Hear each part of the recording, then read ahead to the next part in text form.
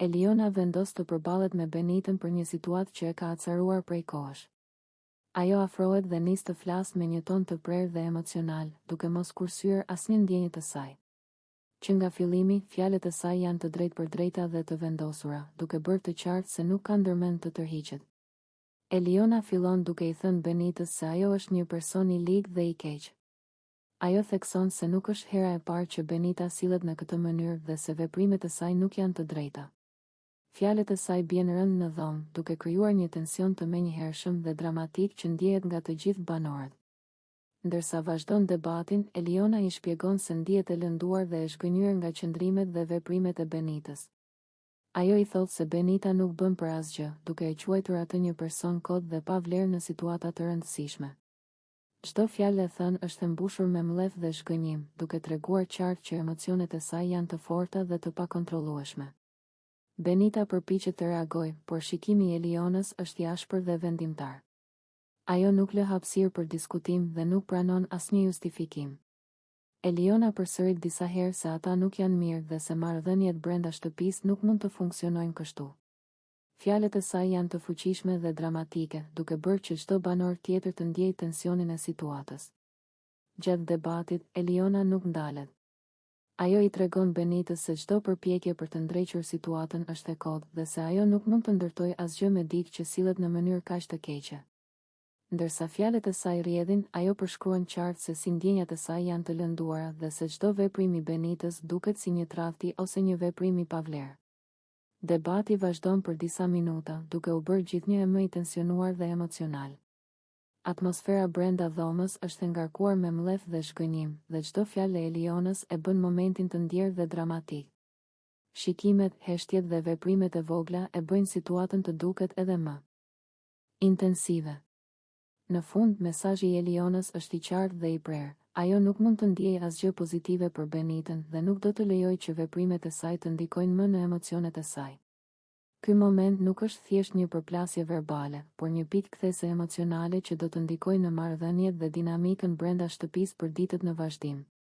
Atmosfera mbetet e tensionuar dhe dramatike, duke treguar se brenda Big Brother, emocionet dhe marrëdhëniet mund të jenë jashtëzakonisht komplekse dhe të ndërlikuara. Ky debat bëhet një nga momentet më të forta dhe më të diskutueshme të episodit, duke lënë shenjë të dukshme tek të gjithë banorët dhe shikuesit. Klodi vendos të përballet me Elionën dhe të shprehë ndjenjat e tij me një sinqeritet të prerë, edhe pse fjalët e tij janë të ashpra. Ai fillon bisedën me një ton të vendosur, pa hezitim, duke i thënë Elionës qartë dhe drejt për drejt se nuk e do atë dhe se ndjenjat e tij janë të përqendruara vetëm te Benita. Fjalët e Klodit bien rënd në dhomë, duke krijuar një tension të menjëhershëm dhe dramatik. Ai akuzon Elionën se është një person falltho dhe i kodë, duke i treguar se nuk e sheh atë si dikë me vlerë apo rëndësi brenda shtëpisë.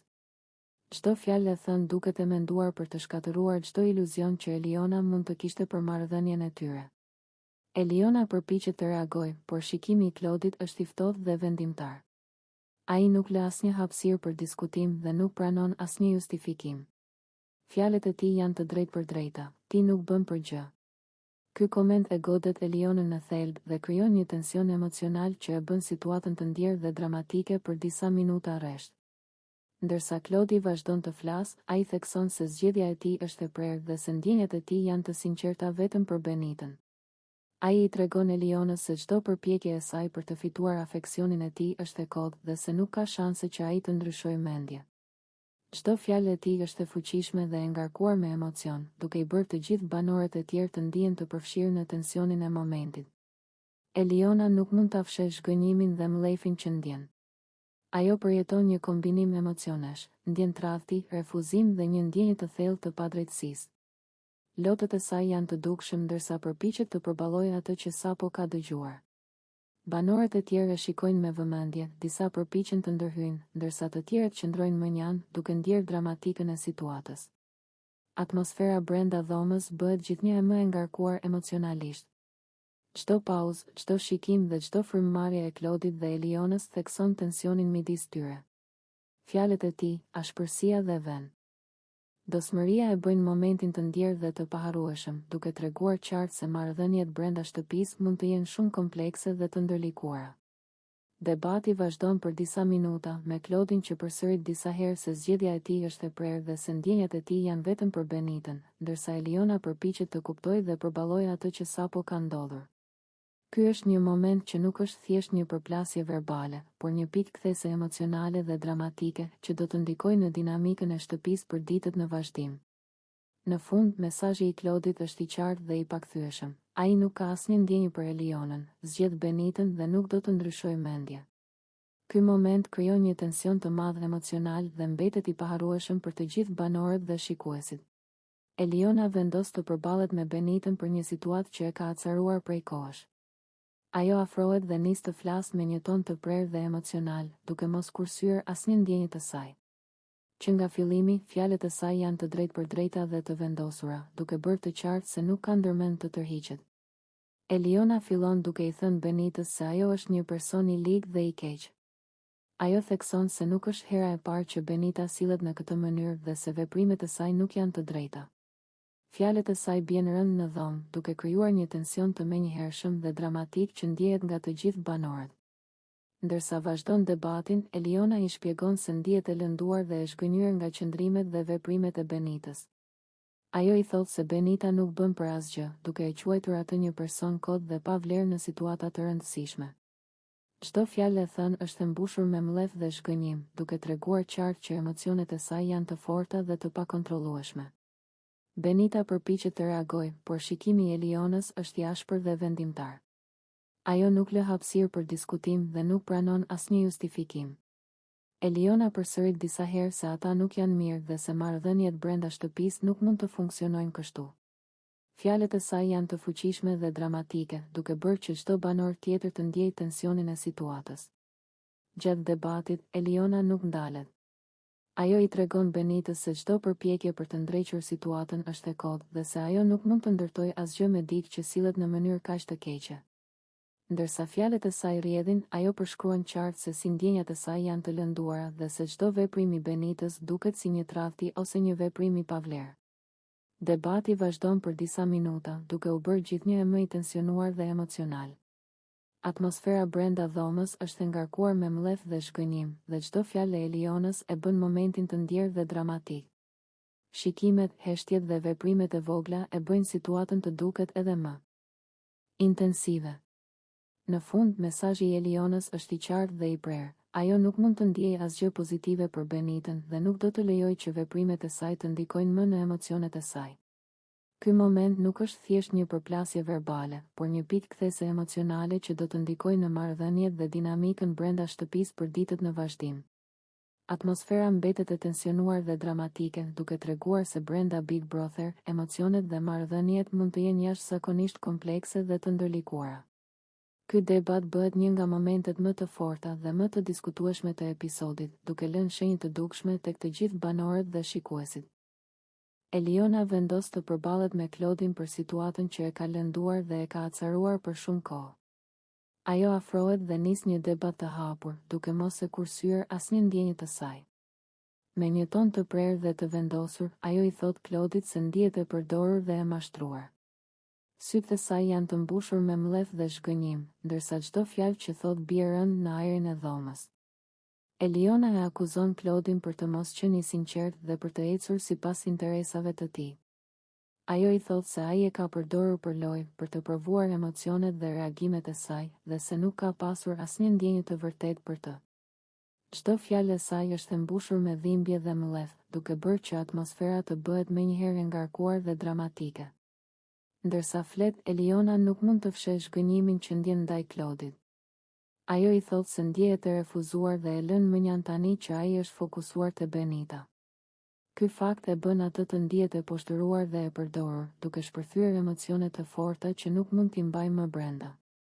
Shprehjet e fytyrës së saj, zëri dhe mënyra se si lëviz tregojnë qartë se është duke përjetuar një stujë emocionale të plotë. Claude-it i bën përshtypje ashpërsia dhe vendosmëria e Elionës. Ai përpiqet të reagojë, por çdo shpjegim duket i pamjaftueshëm për të zbutur ndjenjat e saj.